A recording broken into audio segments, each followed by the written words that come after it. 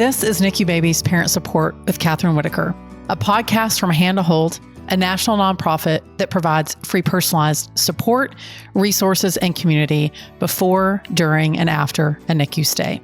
My conversations here focus on education and personal stories with medical and hospital professionals, counselors, therapists, and NICU moms and dads from across the country.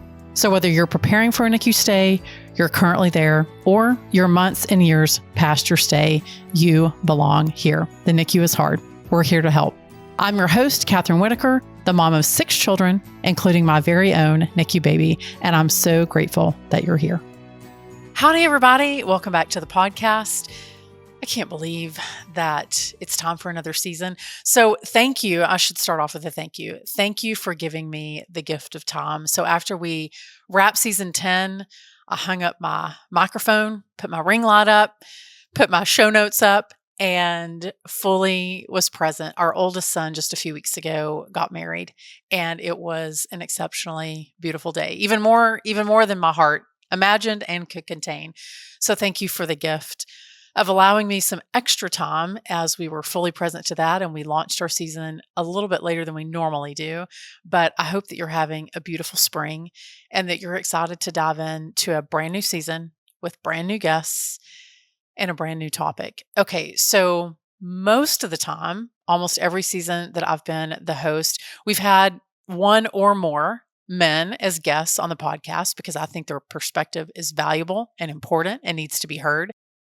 But as I was reflecting on some great listener feedback, as well as just things that y'all are always sharing in the comments over on our social media, over at Hand to Hold, I just kept thinking, I wonder what it would be like if we gave the microphone to all the men. And so this season, there's not just one man or a handful. All my guests, every single guest this season is a man. And some of them are NICU dads. Some of them are NICU grandfathers. Some of them are NICU adjacent and that they have really exceptional stories about how they got connected to the NICU. You're going to love those particular stories. So I'm really excited. I don't know how many times we give the microphones to the men in the room and say, what was your perspective? What was your experience? And I'll come clean and say this is while I had thought about having more men on the podcast, it was actually a conversation that I had with one of our guests from last season. So He Stewart is a birth trauma informed doula. She's amazing. And after we wrapped, so oftentimes I'll do the recordings and then I will hit pause and I'll just connect with the guests, tell them how much I appreciated them. And then many times the conversation keeps flowing and we keep talking about other things. And I remember he asked me, she said, we were talking about a particular experience that I had with my husband. And I said, he was such an amazing birth coach. I would never have been able to give birth to our 6th baby. So the baby that followed our preemie. And I decided to do that with no drugs. And that was a very unique and different birth than my previous 5. And I was sharing with her about how much I relied on him and how amazing he was. And while I knew that he would be good, I was surprised by how good he was. And she said, Kathryn, you should interview him. You should talk to him about his experience, not just in the birth, but in the subsequent days and weeks after, and your experience in the NICU. And I thought, well, I have talked to him, but I don't know that we really dove into that. And it got me thinking, well, what if I started asking those questions to other NICU dads, other NICU grandfathers? What might they say? And I think you may be surprised and oddly seen deeper because of their experience and their perspective. So I am very, very, very excited about this particular season. I'm used to always having a few other women in the room, but this time it's going to be me and all the guys. And I think that you're going to enjoy their perspectives. I think that you're going to enjoy the unique perspectives that they have. So we have dads of multiples. We have dads who had super high-risk pregnancies with their partners or their spouses. We have grandfathers, which I have done one other podcast with a grandmother, and she gave us a perspective. She was also a pediatrician, so she kind of wore both hats, both the grandma hat and the pediatrician hat. This time, you're going to hear from a NICU grandfather And then there's a really great story. So there is, I don't know what all hospitals call them, but many times they will have like baby holders, baby whisperers, right? People that volunteers that come into the NICU and hold babies, because the reality is that our lives keep going on, and it's sometimes not possible, oftentimes not possible for you to be at the bedside with your baby 24/7.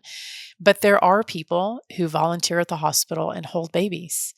And I found an amazing human who does just that. And his perspective has been featured in national publications. He's recently featured in Texas Monthly. He's been on the national news. And so I'm really looking forward to sharing his perspective of the NICU. So if you've ever found yourself wondering, I wish there were more resources for my partner or my spouse, or I wish there were more people that talked about what the NICU experience was like when you're not the one giving birth, or you're not the one nursing the baby, or you're not the one that carried the baby. And so we've got some great perspective, because I think dads and NICU dads are uniquely qualified, because sometimes they see things, their experiences are different than their partners, than their wife. And so I am very excited to dive into that a little bit more. The human psyche is so fascinating to me, and how people respond to traumatic events, or how people respond to high stress or big anxiety, or even things that are life altering, life changing, whether it be a diagnosis or an experience. And we sort of take that in, and then how we process that. Not only does it look different in every person, but it looks very different in men than it does in women. Neither one is correct or better. They're just uniquely different. And I wanted to give a voice to that. And so I hope that this particular season gives you some new perspectives, and not just for the dads that are listening, but maybe for the women that are listening. Maybe it might help you understand their response. Maybe you responded one way, and you thought the NICU dad may respond a different way, or the same way, and instead they responded very differently.